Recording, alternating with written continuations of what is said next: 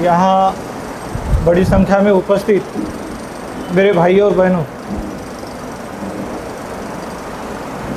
सबसे पहले तो मैं बता दूँ कि हिंदी में भाषण करने का मेरा पहला टाइम है, तो शायद मेरे भाषण में मराठी शब्द आ जाएं। तो आप लोग समझदार हैं तो शायद समझ लेंगे कि मुझे क्या कहना है।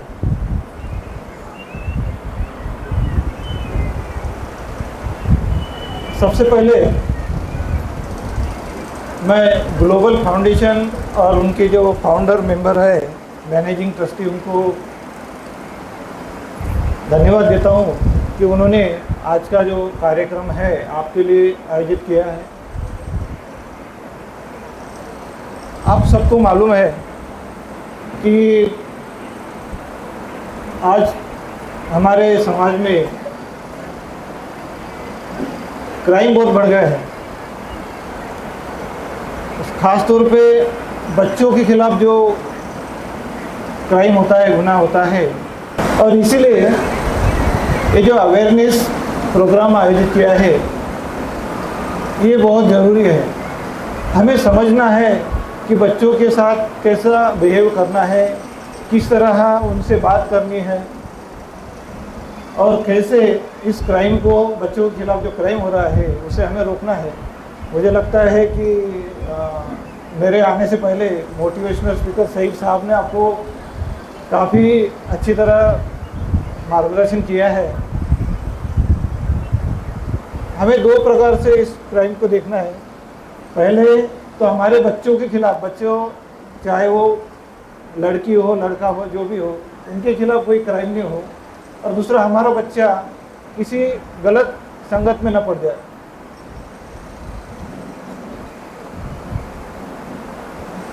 बच्चे जब छोटे होते हैं, नर्सरी में जाते हैं, पहली स्कूल में जाते हैं, तो अबोध बच्चे होते हैं, उन्हें समझ नहीं होती इतनी क्या सही है क्या गलत है। और इसीलिए जब छोटे बच्चे होते हैं तो उन्हें हमें गुड टच क्या है, बैड टच क्या है, कौन अच्छा है कौन बुरा है, किसके साथ बात करनी है किसके साथ बात नहीं करनी है, ये चीज़ें हमें उन्हें सिखाना जरूरी है। ये बात भी सच है कि बच्चे जितनी देर हमें घर में रहते हैं उससे ज़्यादा बच्चे स्कूल में रहते हैं। हम लोग तो काम के वजह से, जॉब की वजह से दिन भर बाहर रहते हैं। शहरों में माँ बाप दोनों जॉब करते हैं और उसकी वजह से दोनों को बच्चों की तरफ दिन भर ध्यान देने का वक्त नहीं मिलता। ऐसे वक्त में स्कूल और कॉलेजेस जो है उनकी जिम्मेदारी ज़्यादा बढ़ती है। छोटे बच्चों को गुड टच बैड टच सिखाना, उन्हें गलत सही जो है उसके बारे में जानकारी देना, ये स्कूल की भी जिम्मेदारी है। और मुझे लगता है कि अभी जो अवेयरनेस बढ़ रहा है उसके में नए जो स्कूल में भी प्रोग्राम होते हैं उसमें भी हम लोग बताते हैं कि क्या सही है क्या गलत है। बहुत सारे मोटिवेशनल स्पीकर, काउंसलर भी आते हैं, वो भी बताते हैं। तो ये एक बात हो गई। दूसरे, जब जैसा सईद साहब ने बताया कि बच्चे जब बड़े होने लगते हैं तो ख़ास तौर पे हमें उनको ध्यान देने की ज़रूरत होती है। अब वो ज़माना गया जब हम बच्चों को डांटते थे तो मान जाते थे। हम जब छोटे थे हमारे पेरेंट्स कभी मारते भी थे, हमने कोई गलत काम किया तो हम लोग चुप रहते थे। लेकिन अभी नहीं, अभी ये ज़माना ऐसा है कि हम लोग बच्चों को अगर डांटते हैं, गुस्सा करते हैं, उन्हें मारते हैं तो उन पर गलत असर होता है, बच्चा गलत मान जाता है। तो ऐसे में हमें हमारा एटीट्यूड बदलने की ज़रूरत है, हमारी मेंटेलिटी बदलने की ज़रूरत है। बच्चा जब बड़ा होने लगता है, बच्चा वो चाहे लड़की हो लड़का हो, उसे अपना दोस्त मानना चाहिए, उससे बात करना चाहिए, उसका क्या प्रॉब्लम है, कहाँ गलत हो रहा है, क्या कर रहा है, उसके फ्रेंड्स कैसे हैं, ये सब चीज़ें हमें मालूम होनी चाहिए। हमारे पास मनोधैर्य की जो स्कीम है उसमें हर महीने में तकरीबन मेरे पास 100 से ज़्यादा केसेस आती है रेप या रेप मर्डर वगैरह की, उसमें से ज़्यादातर केसेस छोटे छोटे बच्चों की होती है। अब इन छोटे बच्चों को विक्टिम कौन बनाता है? छोटे बच्चों पर जो एब्यूज़ होता है, अत्याचार होता है, उसमें ज़्यादातर जो आरोपी होते हैं वो अपने पास के ही होते हैं, रिश्तेदार, दूर का रिश्तेदार, पड़ोसी। कोई उन्हें चॉकलेट देता है, कोई किसी तरह का प्रलोभन देता है और बच्चे मान जाते हैं, भाई ये तो पहचान का ये सही होगा, और ऐसे में वो हमें बच्चों के साथ गलत करते हैं और हमें परेशानी हो जाती है। तो बच्चों को ये भी हमें सिखाने की ज़रूरत है कि भले ही वो पड़ोसी है, अच्छा दिखने में है, बातचीत अच्छा करता है, लेकिन उसकी कोई गारंटी है वो गलत नहीं करेगा। तो इसीलिए वहाँ भी हमें सिखाने की ज़रूरत है कि बच्चों अगर कोई प्रलोभन देता है कोई, तो उससे कैसे बचना है, किसी अजनबी के साथ हमें कहीं जाना नहीं है, ये भी हमें उसमें बच्चों को सिखाने की ज़रूरत है।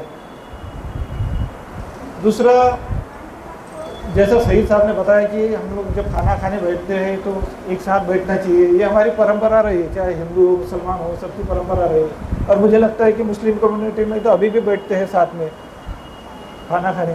तो ये बहुत अच्छी चीज़ है, क्योंकि जब हम खाना खाने एक साथ बैठते हैं तो बातचीत होती है, बच्चों में कॉन्फिडेंस पैदा होता है कि भाई माँ बाप हम पर विश्वास करते हैं, हमें अगर कोई चीज़ हमसे गलत हो जाती है तो समझ लेते हैं। तो वहाँ पे जो बातें होती है वो बहुत काम की चीज़ होती है।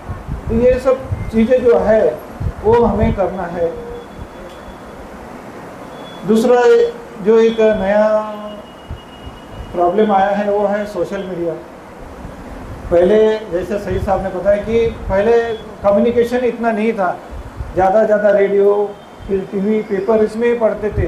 लेकिन अभी मोबाइल, स्मार्टफोन आ गया है और स्मार्टफोन में हर चीज़ है, इंटरनेट से लेके आपको मालूम है क्या क्या है उसमें। ये स्मार्टफोन जो टेक्नोलॉजी होती है वो अच्छी भी होती है और बुरी भी होती है। अगर हम उसको अच्छी तरीके से यूज़ करें तो हमारे काम की चीज़ है, और अगर हम उसमें गलत इस्तेमाल करें तो गलत भी होता है। आपको सबको मालूम है कि वहाँ पे सोशल मीडिया पे जानकारी से लेके बॉम्ब बनाने तक सब जानकारी वहाँ अवेलेबल है। तो हमको कौन सी जानकारी हमें इस्तेमाल करनी है, क्या चीज़ देखना है, ये भी हमें बच्चों को बताने की ज़रूरत है। तीसरी बात यह है कि अगर कोई सेक्सुअल अब्यूज़ अगर बच्चों के साथ होता है तो बच्चे ये चीज़ बताते नहीं हैं, उनको डर लगता है माँ बाप से कैसे बताना, कैसे वो बात शेयर करना।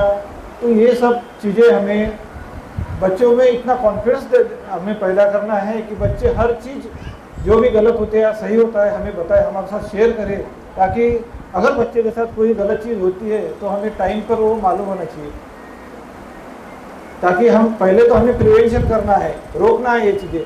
अगर बदकिस्मती से अगर होता है ऐसी चीज़ें तो उसे हमें इमीडिएटली उसके लिए हमें एक्शन लेना है। जैसे पीआई मैडम ने बताया कि हमें तुरंत एफआईआर करना, अगर कोई सेक्सुअल एब्यूज़ होता है बच्चे के खिलाफ तो हमें तुरंत पुलिस स्टेशन में जाके एफआईआर करना है। उसके लिए हम एनजीओ की मदद ले सकते हैं ताकि हमें बच्चों को कॉन्फिडेंस दे सके। हमारा जो डीएलए से है वो डीएलए से भी हम काउंसिलर मुहैया कराते हैं लोगों को, बच्चों को काउंसलिंग कराते हैं ताकि बच्चे चीज़ें डिस्क्लोज करें, बच्चे आगे आए बताएं, और वो जो भी आदमी है, जो भी अपराधी है, उसे हम कोर्ट में हाजिर करें और कोर्ट की तरफ से उसे सज़ा लगाए। दूसरा मुझे बताना है, इसमें तृप्ति मैडम भी आपको बहुत सारे बताने वाली है, मार्गदर्शन करने वाले हैं। दूसरा मुझे बताना है कि हमारा जो डीएलए से विधि सेवा प्राधिकरण, इसके हमारे बहुत सारे ब्रांचेस है। हर तालुका में हमने ब्रांचेस किए हैं। तालुका कोर्ट में हमारे ऑफिसेस है, जिला कोर्ट में हमारा ऑफिसेस है, और हमारा काम लोगों को मदद करना है। अगर आपके खिलाफ या आपके बच्चों या और किसी के खिलाफ कोई क्राइम होता है, कोई गलत चीज़ होती है तो उसमें मदद करने का काम हमारा है। हम लोग ये काम करते हैं। हमारे पास LADC में वकीलों की पैनल है, रिटेनर लॉयर है। हम लोग कानूनी सलाह देने का भी काम करते हैं, कानूनी मदद भी मुहैया कराते हैं, फ्री में वकील भी मुहैया कराते हैं, ताकि आपका अगर कोई केस है या आप विक्टिम की तरफ से भी है तो हम भी उसमें भी हम फ्री में आपको वकील मुहैया कराते हैं। आपको वकील की तरफ से गाइडेंस भी दिलाते हैं। हमारा इसमें कोई पैसा नहीं लगता, कोई भी हमारे ऑफिस में आ सकता है और ये सारी चीज़ें का इस्तेमाल कर सकता है। उसमें आप NGO की मदद ले सकते हैं। हम लोग काउंसलिंग भी मुहैया कराते हैं। दूसरा ये है कि हमारे पास एक योजना है गवर्नमेंट की, जो है जिसे मनोधैर्य योजना बोलते हैं। अगर किसी बच्चे के खिलाफ या किसी बड़े के खिलाफ कोई सेक्सुअल ऑफेंस होता है तो उस ऑफेंस के जो विक्टिम है, पीड़ित है, उसे हम 3 लाख से लेकर 10 लाख तक मदद देते हैं।